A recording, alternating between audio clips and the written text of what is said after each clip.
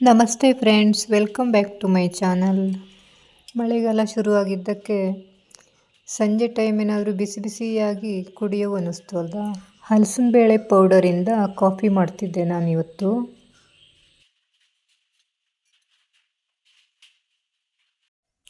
ಮೊದಲಿಗೆ ಹಲಸಿನ ಬೇಳೆನ ಕಲ್ಲಿಂದ ಈ ಥರ ಜಜ್ಜಿದ್ರೆ ಬಿಳಿ ಸಿಪ್ಪೆ ತೆಗಿತ್ತು.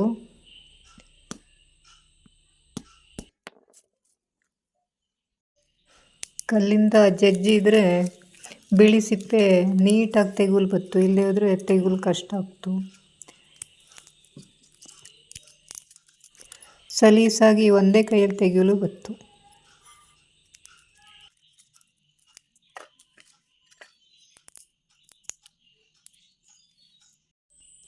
ಬಿಳಿ ಸಿಪ್ಪೆ ತೆಗೆದ ಮೇಲೆ ಚಿಕ್ಕ ಚಿಕ್ಕದಾಗಿ ಈ ಥರ ಕೊಚ್ಕೊಳ್ಳವು.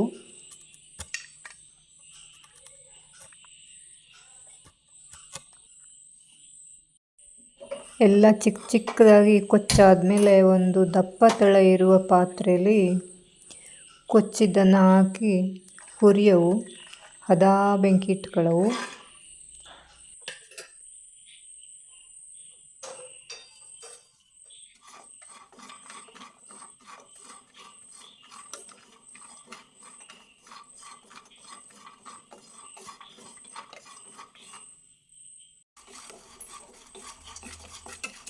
ಕೆಂಪಾಗ್ತಾ ಬಂತು. ಇಷ್ಟು ಕೆಂಪಾದರೆ ಸಾಕು. ಕೆಂಪದಾಗಿ ಹುರಿದಾದ್ಮೇಲೆ ಒಂದು ಪ್ಲೇಟಲ್ಲಿ ಹಾಕವು. ಪ್ಲೇಟಲ್ಲಿ ಹಾಕಿದರೆ ಬೇಗ ತಣಿತು. ತಣ್ಣದಾದ್ಮೇಲೆ ಇದನ್ನು ಒಂದು ಮಿಕ್ಸಿ ಜಾರಲ್ಲಿ ಹಾಕಿ ನೈಸ್ ಮಾಡಿ ಪೌಡ್ರ್ ಮಾಡ್ಕೊಳ್ಳವು. ಪೌಡ್ರ್ ಈ ಥರ ನೈಸ್ ಮಾಡವು. ಆಮೇಲೆ ಮತ್ತೆ ಒಲೆ ಮೇಲಿಟ್ಟು ಮತ್ತೆ ಹುರಿಯವು, ಕೆಂಪಾಗೋ ಥರವ. ಈ ಕೆಂಪಾತು, ಒಳ್ಳೆ ಘಮ ಬರ್ತಾ ಇದ್ದು ಪೌಡ್ರ್ ಪರಿಮಳ, ಹಲಸಿನ ಬೇಳೆಯ ಪೌಡ್ರ್ ಪರಿಮಳ ಬರ್ತಾ ಇದ್ದು. ಅರ್ಧ ಕಪ್ ನೀರಿಗೆ ಅರ್ಧ ಕಪ್ಪು ಹಾಲು ಹಾಕಿದ್ರೆ ಸಾಕಾಗ್ತು. ಹಾಲು ಕುದಿ ಬಂದ ಕೂಡಲೇ ಒಂದು 2-3 ಚಮಚ ಬೆಲ್ಲ, ರುಚಿಗೆ ಬೇಕಾಗುವಷ್ಟು ಬೆಲ್ಲ, ನಿಮಗೆ ಎಷ್ಟು ಸ್ವೀಟ್ ಬೇಕು ಅಷ್ಟು ಬೆಲ್ಲ ಹಾಕ್ಕೊಳ್ಳಿ. ಬೆಲ್ಲ ಹಾಕಿ ಒಂದು ಕುದಿ ಬಂದಮೇಲೆ ಇದು 1 ಚಮಚ ಹಾಕಿ ಒಂದು ಕುದಿ ಕುದಿಸಿದ್ರೆ ಸಾಕು.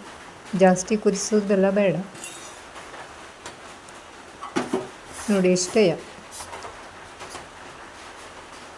ಬಿಸಿ ಬಿಸಿಯಾದ ಕಾಫಿ, ಹಲಸಿನ ಬೇಳೆಯ ಪೌಡರಿನ ಕಾಫಿ.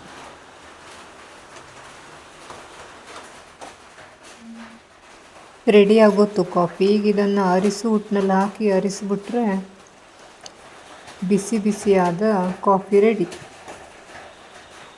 ನೀವು ಮಾಡ್ಕೊಂಡು ಕುಡಿದು ಟೇಸ್ಟ್ ಹೆಂಗಿದ್ದು ಹೇಳಿ. ಈ ವಿಡಿಯೋ ಇಷ್ಟ ಆದರೆ ಸಬ್ಸ್ಕ್ರೈಬ್ ಮಾಡ್ಕೊಳ್ಳದೆ ಹೋದರೆ ಸಬ್ಸ್ಕ್ರೈಬ್ ಮಾಡಿ, ಹಾಗೆ ಲೈಕ್ ದಯವಿಟ್ಟು. ಮುಂದಿನ ವಿಡಿಯೋದಲ್ಲಿ ಸಿಗ್ತೆ. ಧನ್ಯವಾದಗಳು.